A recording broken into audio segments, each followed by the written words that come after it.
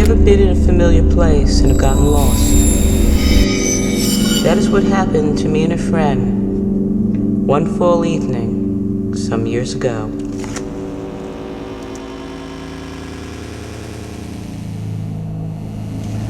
We were walking around the old village. It was in the less trafficked areas where there were mainly very old residential homes. My friend Kate had grown up around this area of the city, and she knew it very well. We were walking around those winding blocks. The street had turned to cobblestones, which was not unusual since this was a historical area and they were trying to preserve it.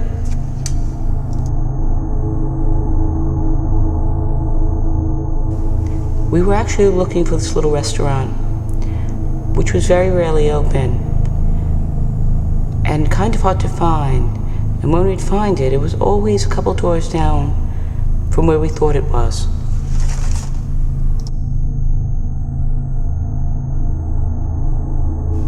It looked like any other residential home in the area.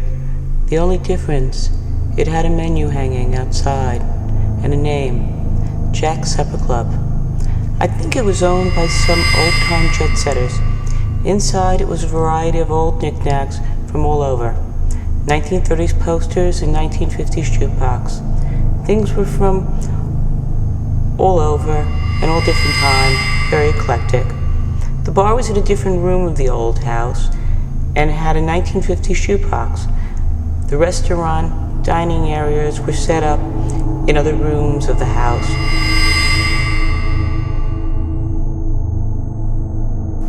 Well, that was our destination on that fall evening.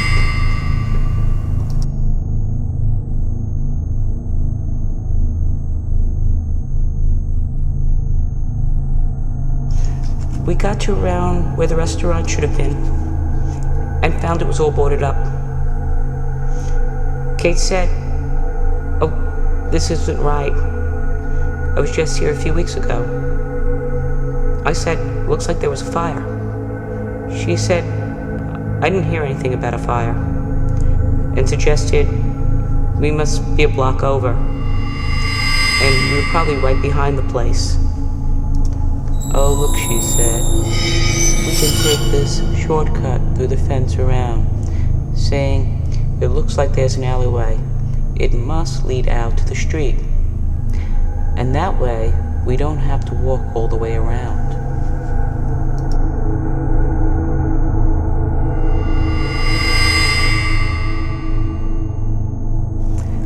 It had just started getting dark when we made our way through the hole in the fence.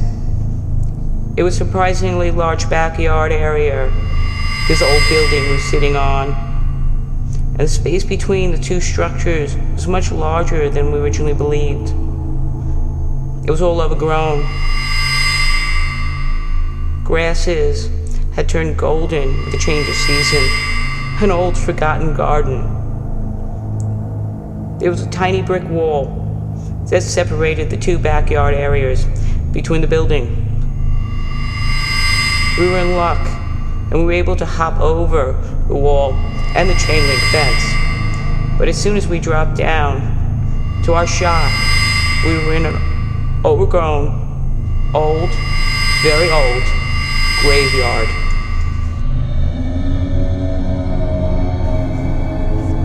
The tombstones there were all uneven, and the earth itself was all lumpy and overgrown. The tombstones were all sunken back into the dirt. It was starting to become dark. I looked down at one of the tombstones, and it was marked 1687. Yep, this was one creepy old graveyard.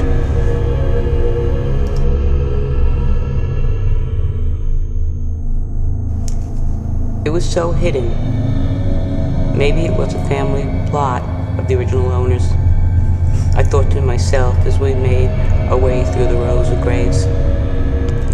I had a weird feeling, like we were being watched. It was odd. Worried about rats in the dark, I kept walking, hoping to get to the alleyway faster. Just then my friend screamed, "Did you see that?"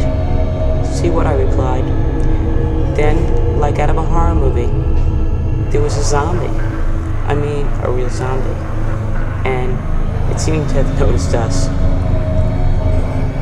Kate and I, at that moment, bolted towards the alleyway, only stopping when we reached it. Looking back, we both took a sigh of relief. We made it. We couldn't see the zombie anymore.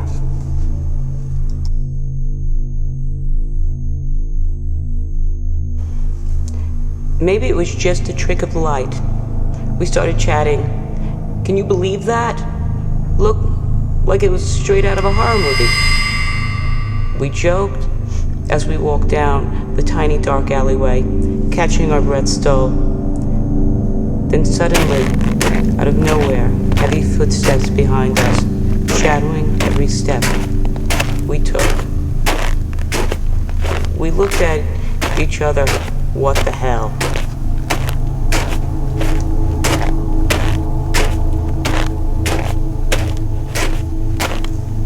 When we slowed down, the footsteps stopped. Okay, this is someone dressed up for Halloween and messing with us. So we screamed back into the darkness of the alleyway. Who's there? Nothing from what we can see, but the feeling of a presence in the darkness. We asked again, anyone there? Then rising out of the ground, the zombie we had seen earlier. If this is someone dressed up, I don't know how they did that trick. We ran for the black gate that opened out to the front of the building.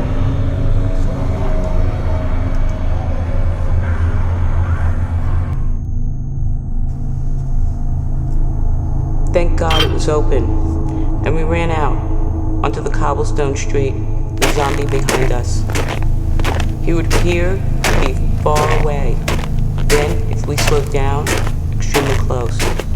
He was not fast, he was not slow moving, but he seemed to fade in and out of space. He would appear as part of the darkness, like a cloud of darkness. Just then we saw a record store lit up at the other end of the street and made a run for the entrance, hoping that it was open.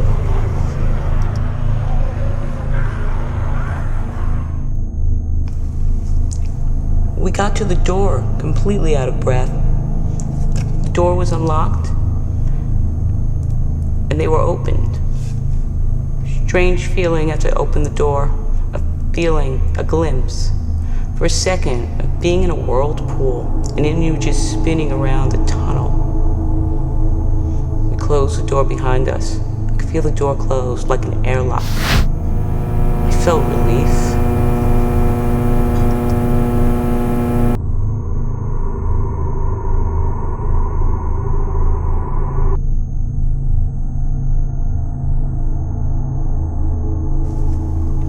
Then we walked to the back of the store, not really knowing what to do or what to say, wondering if the zombie was behind us. There were two guys that worked in the store.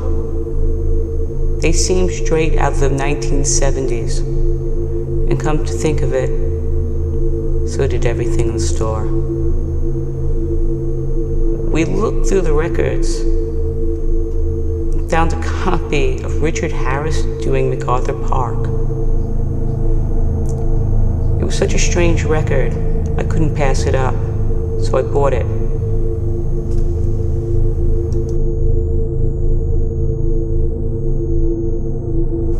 I nudged to Kate that we have to get this, and we brought it up to the guys who were behind the counter. The store was all vinyl. No CDs. It had all these 70s rock posters, those velvet posters.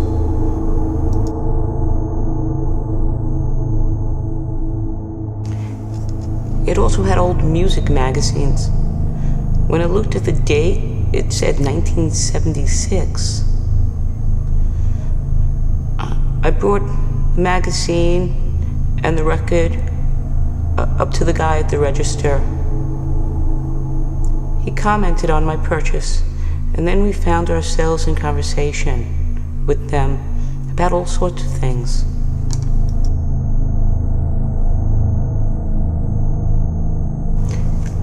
There was no one else in the shop, and maybe the lights in the shop were keeping the zombie out. That's at least what I was thinking. We even told them about the zombie. That's how comfortable we got with them. We had a feeling like, if you ever met somebody you feel like you met before, they seem like old friends. We felt we had known each other for a very long time.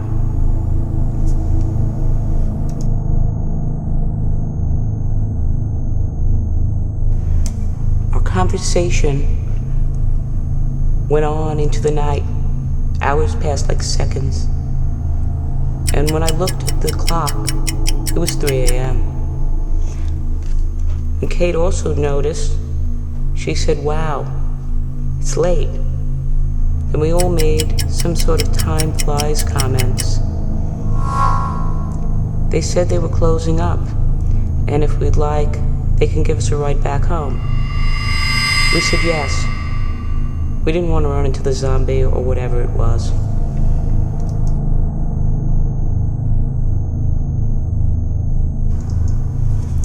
They led us to a small door behind one of the posters in the record store. It led into a garage where the centerpiece was this enormous 1939 Packard convertible, which I always found strange. Sometimes I think of it, the record store, must have been back in time, say 1976. It wouldn't have been that rare. They drove us back that night. We said our goodbyes and made plans to get together, meet up at the store in the daytime, and go for a drive. It sounded good. The only problem, nor me nor Kate have ever been able to find the record store, or the burnt down house, or the old graveyard for years.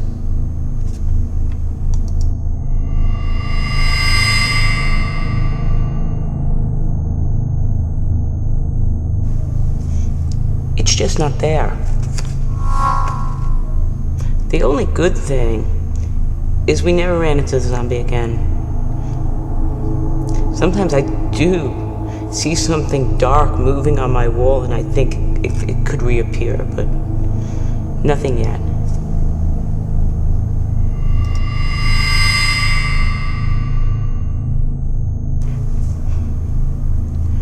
We did finally find the restaurant one day a few years ago.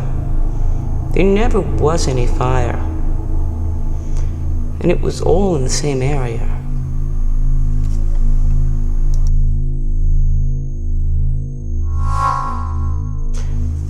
Sometimes I wonder, did the guys in the store have anything to do with that zombie? Was it some time displacement?